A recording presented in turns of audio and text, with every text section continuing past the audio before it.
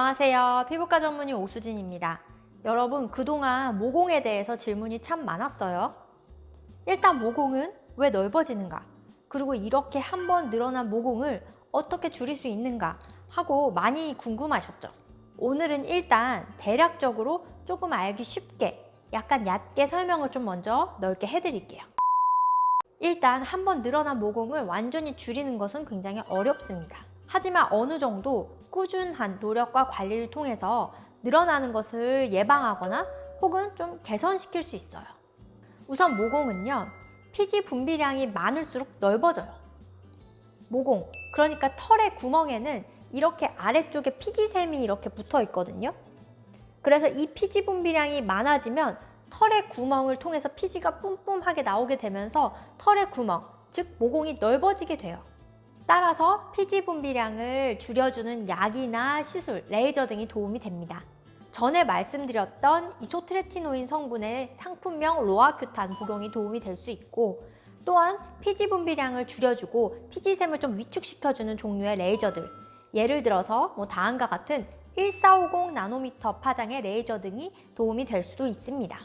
이때 주의해야 할 점은요, 피지 분비량이 많은 데다가 바로 위에 구멍, 즉 모공이 막혀버리면 아래 피지가 점점 쌓이면서 더욱더 모공이 늘어남이 가속화될 수 있어요. 따라서 모공이 막히지 않도록 세안을 꼼꼼히 열심히 해주시고, 그리고 아예 사실 화장은 최소화하는 것이 좋습니다. 특히 파운데이션 사용해요. 그리고 피부과 담당 선생님과 상담 후에 이렇게 탈락되지 않은 묵은 각질이 이렇게 쌓여 있어서 모공이 많이 막혀 있는 상태라면 진료 후에 화학적인 필링이 도움이 될 수도 있습니다. 여기서 주의해야 할 점은요, 세안을 꼼꼼히 해야지 세안을 물리적으로 거칠게 하면 안 된다는 거예요. 모공 브러쉬 등으로 피부를 긁어내는 행동은요, 오히려 모공이 늘어나면 물론 피부 장벽까지 깨지면서 악화시킬 수 있으니까 주의하세요. 저도 너무 피곤한 날에는 화장을 지우지 않고 그냥 바로 잤거든요. 그랬더니 정말 여기 코 주위에 모공이 늘어나서 요새는 절대로 그런 행동을 하지 않습니다. 꼼꼼한 세안 아주 기본이에요. 그리고 피부의 탄력이 떨어지면서도 모공이 늘어나는 경우가 있어요. 이 모공의 주변부에는 진피층을 채워주는 콜라겐이나 엘라스틴, 탄력 섬유가 이렇게 채워져 있는데요. 이러한 물질들이 이렇게 빽빽하게 차 있으면 모공이 당연히 이렇게 줄어들게 되겠죠? 그런데 이 주위 성분들이 이렇게 루즈하게 감소하면서 피부가 탄력을 잃고 모공이 자연스럽게 넓어지게 됩니다. 그래서 이 주위에 콜라겐과 엘라스틴, 즉 탄력 섬유의 양을 늘려주는 시술이나 레이저 등이 도움이 될 수가 있어요. 여기서 또 주의해야 할 점은요, 화장품으로 콜라겐과 엘라스틴, 탄력 섬유의 양을 드라마틱하게 늘릴 수 있다고 생각하면 오산입니다. 콜라겐 바른다고 늘어나지 않아요. 그 화장품을 바른다고 해서 그것들이 진피층까지 침투해서 콜라겐과 엘라스틴, 탄력 섬유의 양을 늘릴 수는 없습니다. 다만 일부 주름 개선 기능성 화장품 성분, 레티놀이나 즉 비타민 A, 예전에 영상 올렸던 레티날도 마찬가지고 트레티노인도 마찬가지예요. 그리고 아데노신 성분을 꾸준히 열심히 발라주면 조금씩은 개선될 수가 있습니다.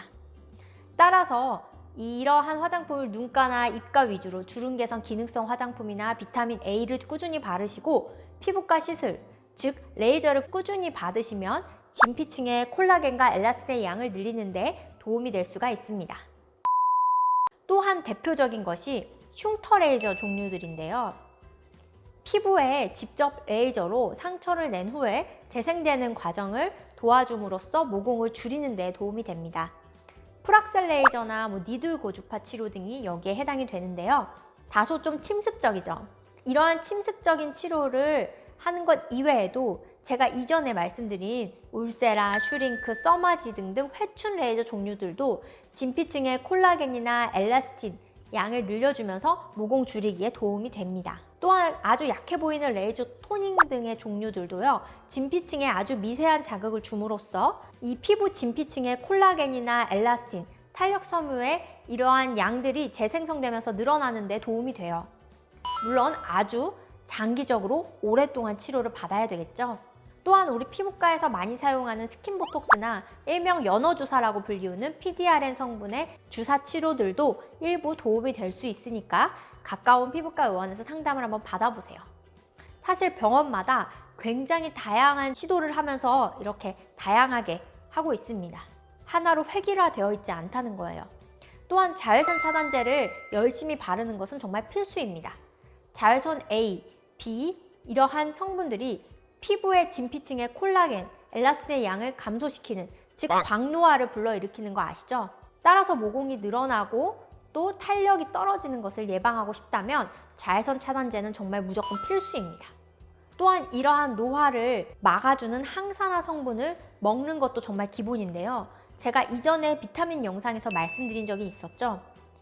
즉 비타민 섭취해주는 것이 도움이 많이 되는데 C와 E를 섭취해주는 것이 도움이 됩니다.